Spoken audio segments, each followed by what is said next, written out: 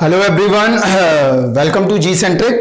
Previous class में हमने integral calculus पूरा फिनिश कर लिया था।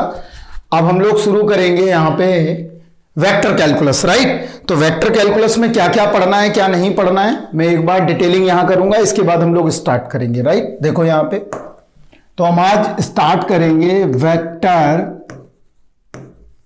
कैलकुलस,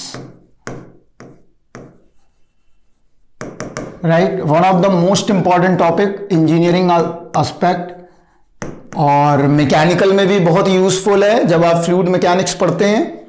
फ्लूइड स्टैटिक्स की बात नहीं कर रहा हूं, जो फ्लूइड मैकेनिक्स पढ़ेंगे तो वहां बहुत ज्यादा इंपॉर्टेंट है। इसके अलावा आपके लिए कहां पे इंपॉर्टेंट है, ईएमटी में बहुत इंपॉर्टेंट है, और इसके कंसेप्ट रोजमर्रा की जिंदगी में बहुत लगते हैं। अगर हम देखें तो फील्ड चारों तरफ है हमारे, राइट। तो हम इसको आज हम पहले कैसे पढ़ना है कैसे नहीं पढ़ना है इसको हम पूरा एनालिसिस करके बताते हैं आपको। इसके बाद हम लोग शुरू करेंगे वेक्टर कैलकुलस, ठीक है। वेक्टर कैलकुलस में प्री रिक्वेस्टेस है आपके लिए, पहले मैं बता देता हूं, ये वो लोग पढ़ें जब इतना आप तैयार कर लें। तो प्री रिक्वेस्टेस क्या है, इसमें प्री रिक्वेस्टेस है मल्टी वेरिएबल कैलकुलस। इसका मतलब हो गया मल्टीपल इंटीग्रल, जो हमने पढ़ाया है ना, बस उतना पता होना चाहिए। उतना अगर आइडिया है तो कोई दिक्कत नहीं है, इतना बहुत आप समझ जाएंगे फिर। और थोड़ा बहुत वेक्टर का idea, right. And basic introduction about the vector, basic introduction about vectors. यहां ध्यान से सुनते रहिए, अभी काफी चीजें बताना है हमें। तो बेसिक इंट्रोडक्शन अबाउट वेक्टर्स, ये आपको थोड़ा पता होना चाहिए। इसके अलावा आपको कोई भी चीज अगर नहीं भी पता है तो आप डायरेक्ट इस कोर्स पे आ सकते हैं, राइट। लेकिन मल्टी वेरिएबल कैलकुलस में इंटीग्रल कैलकुलस आपके लिए बहुत ज्यादा इंपॉर्टेंट है। तो इंटीग्रल कैलकुलस आप थोड़ा सा पढ़ के बैठिए, तभी इसका आप फ्रूटफुल, आप इससे जो आपको आउटपुट मिलेगा वो आपको मिल पाएगा, वरना कोई मतलब नहीं है, फिर रटना हो जाएगा। तो ये दो चीजें आपको पता होनी चाहिए, इसके बाद आप वेक्टर कैलकुलस पढ़ सकते हैं, राइट। कोई आपको बुक फॉलो नहीं करना है, जितना पढ़ाया जा रहा है बस उतना मोर देन सफिशिएंट है गेट पॉइंट ऑफ व्यू से। जिन लोगों को बुक्स वगैरह खरीदनी है वो मैं बता दूंगा आपको, कौन सी बुक अगर इंजीनियरिंग की लेना चाहते हैं तो मैं बता दूंगा, आप वो परचेज कर लीजिए, उसको आप पढ़ते रहिए। लेकिन वो थर्ड ईयर वाले बच्चों के लिए है, ना कि फोर्थ ईयर के बच्चों के लिए। तो आपको तो एक तो क्या नॉलेज होना चाहिए, आपको तो सबसे पहले मल्टी वेरिएबल कैलकुलस पता होना चाहिए, और थोड़ा basic introduction about the vectors होना चाहिए, राइट। इसके अलावा कुछ जानने की जरूरत नहीं है। तो अब देखो हम क्या क्या पढ़ने वाले हैं, इसमें हम थोड़ा बताते हैं आपको। पहले सबसे पहले यहां समझिए, सबसे पहले हम पढ़ेंगे line integral, right. Line integral, line integral को हम कैसे कैलकुलेट करते हैं हम ये सीखेंगे। इस पे बेसिक कुछ इलस्ट्रेशंस करेंगे, क्लियर है इतना बात। इसके बाद हम पढ़ेंगे curl of a vector function, फिर हम कर्ल जानेंगे क्या है, राइट। इसके बाद हम बहुत one of the important theorem पढ़ेंगे जिसको बोलते हैं हम स्टोक्स थ्योरम और ग्रीन्स थ्योरम।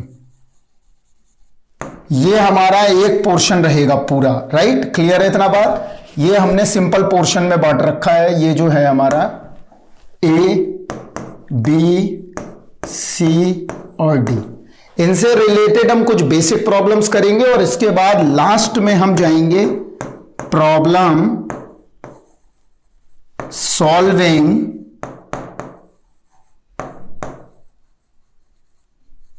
सेशन के लिए, राइट। फिर हम जानेंगे प्रॉब्लम सॉल्विंग सेशन। तो ये सारी चीजें हम पहले फर्स्ट राउंड में पढ़ने वाले हैं, line integral, curl of a vector function, Stokes theorem और ग्रीन्स थ्योरम, राइट। इसके बाद सेकंड राउंड हमारा क्या होगा, सेकंड राउंड में हम पढ़ेंगे ग्रेडियंट, क्लियर, ग्रेडियंट हो गया ए। इसके बाद जानेंगे डाइवर्जेंस, राइट।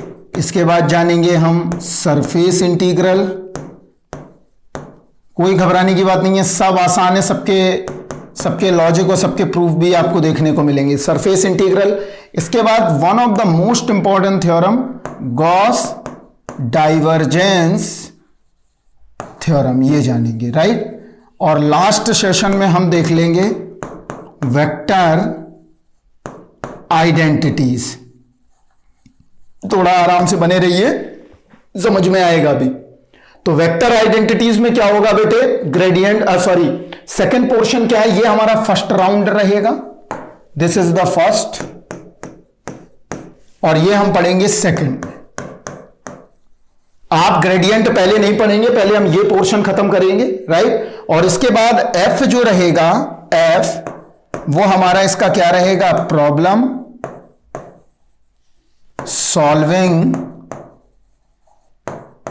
Session, right. इसमें हम 20 क्वेश्चन लेने वाले हैं, इसमें भी 20 क्वेश्चन लेने वाले हैं, और इन सबके line integral, curl, Stokes, Greens, इन सबके हम बेसिक क्वेश्चन देखेंगे, गेट के क्वेश्चन देखेंगे।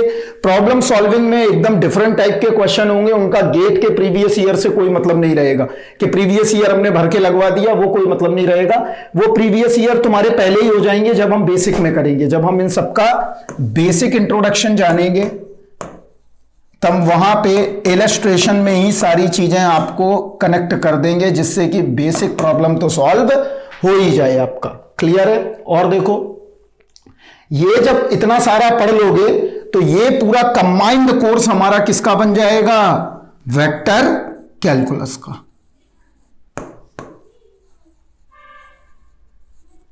क्लियर है इतना बात। तो वेक्टर कैलकुलस कोई बहुत ज्यादा टफ नहीं है, मैं आपको पढ़ाता हूं, आप देखिए किस तरह से आप इंजॉय करोगे। वेक्टर कैलकुलस है क्या, क्या नहीं है, वो सारी चीजें हमें समझना है, राइट। तो वेक्टर कैलकुलस को देखने से पहले कुछ हम बेसिक इंट्रोडक्शन पहले बताएंगे और हम डायरेक्ट आएंगे लाइन इंटीग्रल पे। ये portion one of the most important है फंडामेंटली, ये तो है ही इंपॉर्टेंट, लेकिन ये ज्यादा इंपॉर्टेंट है क्योंकि ये इलेक्ट्रिकल इलेक्ट्रॉनिक्स में बहुत ज्यादा यूज होता है। स्टोक्स थ्योरम बहुत यूज होती है जब करंट वायर रहता है और वर्क डन निकालना रहता है, तो लाइन इंटीग्रल्स का बहुत यूज होता है, यहां पे भी जानेंगे, राइट। दूसरी बात, हम ये भी सीखना है हमें कहां पे हमें स्टोक्स लगाना है, कहां पे हमें ग्रीन्स लगाना है, और कहां पे हमें ये सब नहीं सीखना है कि डबल आ गया तो ये कर दिया, सिंगल आ गया डबल में चले गए, डबल आ गया ट्रिपल में चले गए। यहां कोई मैजिक नहीं चल रहा है कि भाई डबल आ गया तो ट्रिपल में चले जाओ, ट्रिपल आ गया तो डबल में चले जाओ, इज नॉट अ मैजिक।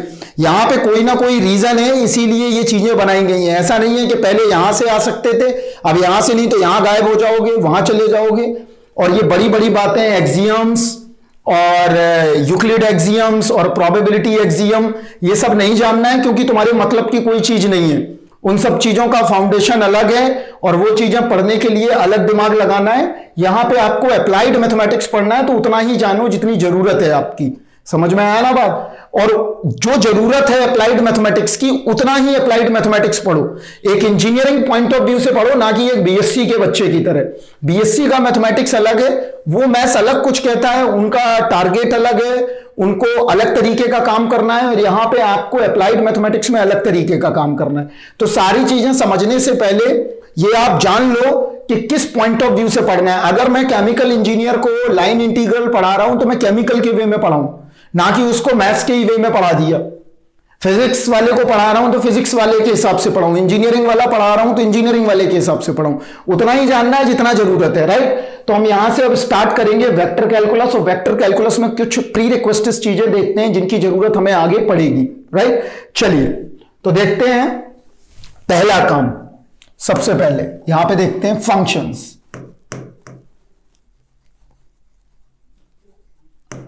देखो यहां पे फंक्शन हमने सिर्फ स्केलर पॉइंट फंक्शंस पढ़े हैं।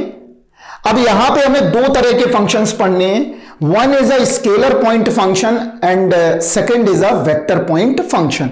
यहां समझो, एक हमें पढ़ना है क्या, वेक्टर। यहां पहले इंट्रोडक्शन देख लो, vector point function, and second जानना है scalar point function. One is a vector point function and second is a scalar point function, right. तो ऐसे फंक्शन जिनमें हमें क्या दी रहेगी, मैग्नीट्यूड एंड डायरेक्शन, उस तरह के फंक्शंस को हम बोलेंगे vector point function, just like example electric field, right.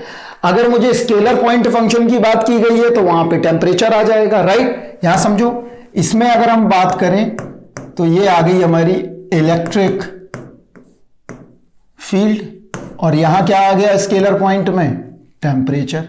इसका मतलब यह हुआ कि दो तरह के फंक्शंस के बारे में जानना है।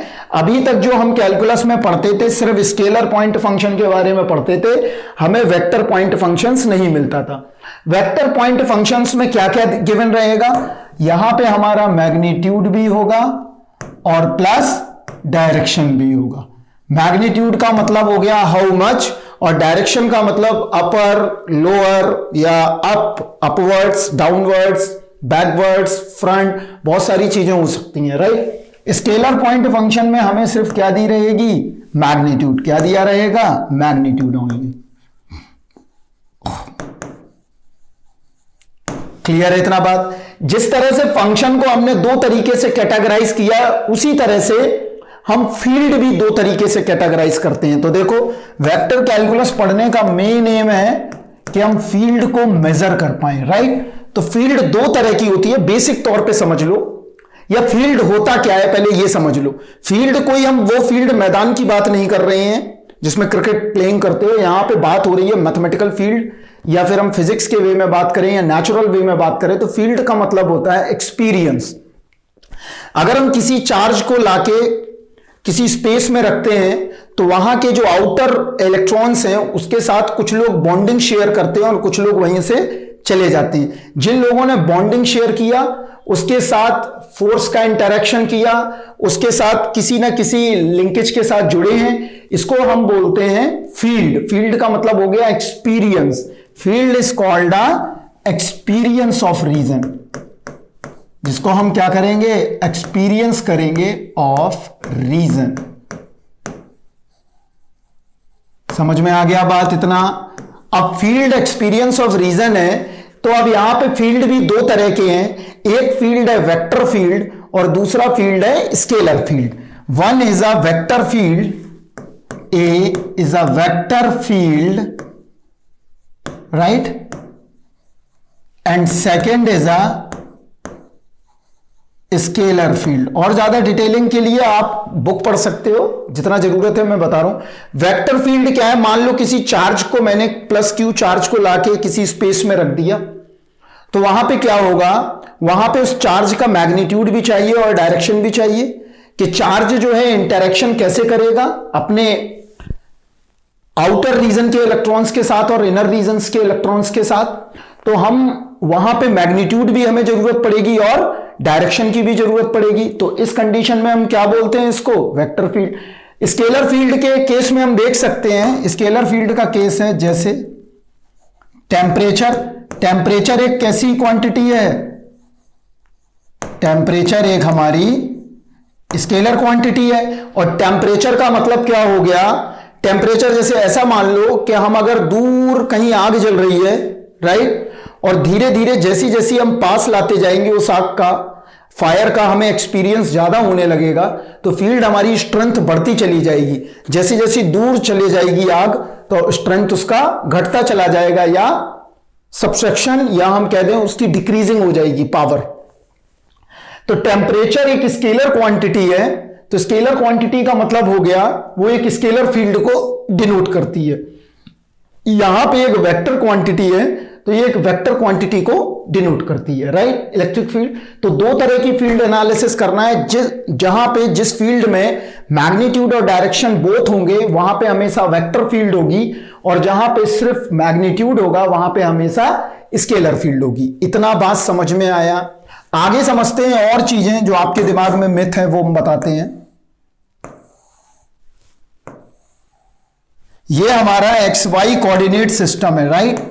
This is X axis, this is Y axis, कुछ भी ले लो, वाई यहां ले लो, एक्स ले लो, उससे कोई फर्क नहीं पड़ेगा, and this is Z axis, right. अब मैं पूछता हूं वेक्टर कितने डायमेंशन का, अगर कोई मैं एक पोजीशन वेक्टर ले लूं, और पोजीशन वेक्टर हमेशा वेक्टर कैलकुलस में बेटा लिया जाएगा वेक्टर आर बराबर x i cap, y j cap और जेड के कैप, राइट। तो हमने क्या किया यहां पे, वेक्टर आर बराबर x i cap, y j cap और जेड के कैप, ये हमारा क्या है, एक पोजीशन वेक्टर है। और ध्यान रखो बातें, जो बातें ध्यान रखने की हैं, vector R is a position vector, ये दिया गया है along the X Y Z, तीनों एक्सिस के अलोंग है हमारा। तो अगर कोई पूछता है कि ये भाई कितने डायमेंशन का है, तो तुम बताओगे 3 dimension, 4 dimension vector. Wrong, vector is always a 1 dimension. Vector, कुछ चीजें समझो, vector is always 1 dimension but projection is 3 dimensional। कि यहां पे प्रोजेक्शन कितने हैं, 3 डायमेंशनल है। तो हमेशा याद रखो कि वेक्टर कितने डायमेंशन का होगा, 1 डायमेंशन का होगा। ये 2, 3, 4, 5 ये पूरी बकवास करना बिल्कुल बंद करना है। और हमें हमेशा याद रखना है कि vector is always a 1 dimension. अगर मैं ये वेक्टर दिखा रहा हूं, डिनोट कर रहा हूं, तो इसके प्रोजेक्शन क्या होंगे, X axis, Y axis and Z axis, right. This is called a projection. Projection उसके हो सकते हैं 3 डायमेंशनल हो, but vector is always a 1 dimension. Clear और नॉट, इतना बात समझ में आ गया। आगे बढ़ते हैं, राइट। अब देखो यहां पे, अगर हमारे पास कोई 3 डायमेंशनल स्ट्रक्चर है, यहां देखो ये फिगर, अब हमेशा याद रखो, अब यही बनेगा बार बार। X axis, Y axis, origin and Z axis, right. Clear. अब देखो यहां पे एक्स एक्सिस के अलोंग एक यूनिट वेक्टर ले लेते हैं, उसको नाम दिया मैंने यूनिट वेक्टर को आई कैप। वाई एक्सिस के अलोंग एक यूनिट वेक्टर ले लेते हैं के कैप, और जेड एक्सिस के अलोंग एक यूनिट वेक्टर ले लेते हैं, सॉरी, जे कैप और के cap, right. This is called a unit vector. और यूनिट वेक्टर का मतलब क्या होता है, मैं थोड़ा लिख देता हूं आपके लिए अगर भूल गए हो। यूनिट वेक्टर का मैग्नीट्यूड हमेशा कितना होता है, 1 के बराबर होता है। यूनिट वेक्टर होता क्या है, ए कैप बराबर वेक्टर ए बाई, ये सब पढ़ा होगा ये 12th में, राइट। क्लियर है इतना बात। तो ये आ गया हमारा। अब देखो यहां पे हमने वेक्टर आर को कैसे डिनोट किया था, this is called a vector R, और वेक्टर आर ये था हमारा, राइट। और वेक्टर आर को हमने डिनोट किया था वेक्टर आर बराबर x i cap, y j cap and z k cap. This is called a position vector, x i cap, y j cap और जेड के कैप। इतना बात समझ में आ गया। अब आगे बढ़ते हैं। अगर मान लो इसमें मुझे चेंजिंग देखनी है, 3 डायमेंशनल चेंजिंग। हम 2 डायमेंशनल चेंजिंग जानते हैं, पार्शियल डेरिवेटिव से कर लेते हैं। हम 1 डायमेंशनल चेंजिंग जानते हैं, हम डेरिवेटिव से कर लेते हैं। अब हमें जानना है 3 डायमेंशनल चेंजिंग। तो यहां देखो, चेंज विद द चेंज, ये थोड़ा कॉमन चीजें हैं, समझ लो। Change with x Y z direction. हम तीनों डायरेक्शन में चेंजिंग करना चाहते हैं, तो उसके लिए कैसे निकालेंगे, देखो एक ऑपरेटर है हमारे पास जिसका नाम है डेल, राइट। इसको याद रखो, और डेल की वैल्यू है, ये याद रख लो, ये कहां से आया है, कभी मौका मिला तो जरूर बताएंगे अगर आपने 3 डायमेंशनल ज्योमेट्री अच्छे से पढ़ी होगी। और यहां कोई जानने का भी जरूरत नहीं है, राइट। क्लियर है। This is a changing of 3 dimensional, this changing is 3 dimensional. ये चेंजिंग क्या है, 3 डायमेंशनल है। चेंजिंग इन 3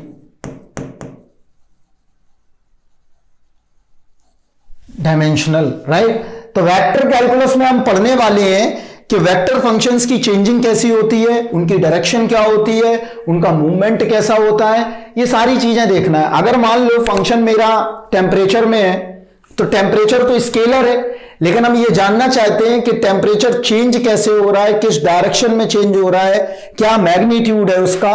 तो ये सारी चीजें हमें यहां से पता चलेंगी, हम आगे जाके समझेंगे इस बात को। तो हमेशा याद रखो डेल किसके बराबर है, आई cap.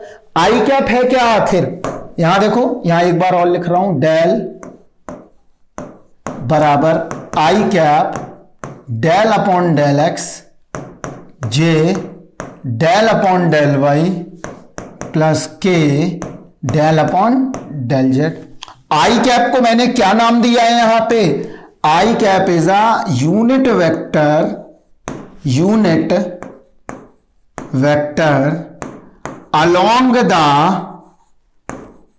along the x axis, unit vector along the y axis, unit vector along the z axis, right. हमेशा याद रखो ये along वेक्टर्स हैं और चेंज इन अगर एक्स वाई जेड डायरेक्शंस में निकालना हो तो हमारे पास चीजें अवेलेबल है, राइट, क्लियर है। और वेक्टर आर हमने आपको बता दिया है।